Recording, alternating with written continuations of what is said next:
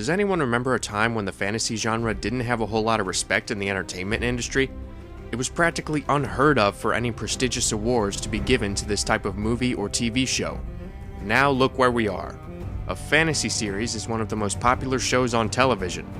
Game of Thrones, based on the book series by George R.R. Martin, has captivated countless viewers since it premiered, telling an epic story with battles, sex, magic, sex, political intrigue, sex, and a huge palette of colorful characters.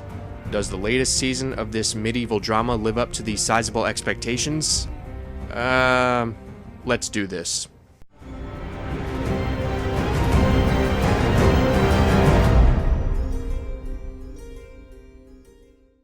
After much death and suffering, the war is seemingly over. Sitting on the Iron Throne is illegitimate child Tommen Baratheon, with Margaery as his queen. Desperately wanting to maintain her own position as queen, his mother, Cersei Lannister, recruits the Sparrows, an order of religious extremists, to arrest any potential enemies for their sins. Far to the north, Jon Snow struggles to unite the wildlings and the men of the Night's Watch against the White Walkers, an army of ghost-like beings who are steadily preparing to wipe out the living. During his exploits, Jon encounters Stannis Baratheon, who marches an army toward the kingdom to take what he believes to be his rightful place on the throne. Hundreds of miles away from all this is Tyrion Lannister, an aimless fugitive after killing his cruel father. He's eventually convinced to put his sharp mind to use advising Daenerys Targaryen, whose father also sat on the Iron Throne before being killed in a rebellion. Pretty complicated, right? Oh, you have no idea. There are numerous other plot lines that I didn't even mention. If I had, then this video would have gone on for the length of an episode. Up to this point though, the writers have managed to balance all of these stories pretty well, tying them together as part of one overarching conflict. However, this season was different. As I sat there watching episode after episode, I slowly became aware of the sad realization that this show is simply not what it used to be. Season 5, while entertaining at points, is messy, uneven, and, dare I say, boring. It's so boring. It's almost like the creators don't know where the story's going. Since Martin's still not done writing the books, this season has apparently deviated from the source material. I've never read the books, so I can't really criticize the series from this perspective. But I was wondering if we were going to have a Dragon Ball Z situation on our hands. You know, where the majority of the season is made up of filler. I can, however, criticize it on its own artistic merits. First of all, the most noticeable problem is that we now have about 1 million different characters. All too often, my reaction was, I'm sorry, who are you? With a few exceptions, there's not much charisma in any of them. It doesn't help that most of the interesting characters are dead. Make room for a slew of minor players like these two, who are as dull as a rock. Also making a brief appearance is Mark Gatiss, whose presence just made me wish I was watching Sherlock. What shocks me though is that the acting has actually gone down in quality. If you don't believe me, go back and watch some scenes from the first 2 seasons. It's amazing how much better they are. The characters are deeper and more defined, and the performances are much more engrossing. At least Peter Dinklage remains as enjoyable as ever as Tyrion, mixing his sharp wit with feelings of uncertainty that feel appropriate given his predicament.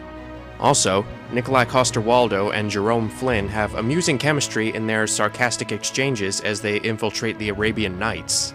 As entertaining as that is, though, the most compelling storyline is North of the Wall. The White Walkers seem like a much more prevalent threat, and Kit Harington as Jon Snow turns in a more nuanced and passionate performance as he grows into more of a leader like his daddy. He was one of the few characters who got more interesting this season. So of course they kill him off. I also liked Stephen Delane as the hard-edged Stannis. That is, until he burned his daughter at the stake. You're a monster, Mr. Grinch. Your heart's an empty hole. Other actors like Aidan Gillen, Liam Cunningham, Ian Glenn, Natalie Dormer, Diana Rigg, and Jonathan Pryce are fine, but they barely get anything to work with. Speaking of which, several other returning characters have become less interesting. Instead of traveling the world and learning how to survive, Maisie Williams as Arya lacks her charming spontaneity as she spends most of her time cooped up in that mausoleum. Then we have her sister Sansa, who was set up to finally be a character that people like after taking some initiative last season. Nope! Let's put her in essentially the same situation as before, having her be a prisoner and victim to an abusive partner. She's married off to Ramsay, who proceeds to rape and bruise her to his heart's content. However, I might be able to forgive this if it developed these two characters in any way. So does it? Well, no, not really. We already knew that Ramsay was a sick little monkey, so he seems kind of one-note at this point. And as I said, this is actually a step backward for Sansa, cementing her status as the Princess Peach of the series. In conjunction, Sophie Turner further proves that the only thing she's good at here is crying, as the rest of the time she delivers lines so flatly that she sucks the life out of every scene she's in. I have a similar problem with the close-minded Daenerys. Emilia Clarke mostly stares listlessly off-screen in her bland, doe-eyed performance that's supposed to inspire legions of followers. Why is she playing Sarah Connor again? Speaking of actresses who aren't as good as Linda Hamilton, Lena Headey remains snooty and unlikable as Cersei. She doesn't do a bad job, but the script seems indecisive about whether I should like her or not. We're constantly told that she loves her children, but nothing she's done has made her worthy of any sympathy. As a result, when her actions come back to bite her, I felt indifference more than pity. On the upside, at least there's no Bran Stark. Having all of these different characters might be justified if they felt important to the story, but many of them don't. The cast is so packed to the brim with actors and actresses that each episode, most of them only get 1 or 2 minutes of screen time and minimal development. You know, David Benioff, maybe you should take a few notes from your wife's HBO series. I'm not kidding when I say that I was more invested in the characters of Togetherness after 8 half-hour episodes than I was in most of the Game of Thrones characters this season. That probably has a lot to do with the fact that the main story is at a bit of a low point right now. The war is over. The overarching conflict is at a standstill, so we have all of these smaller scuffles that are completely unrelated to each other.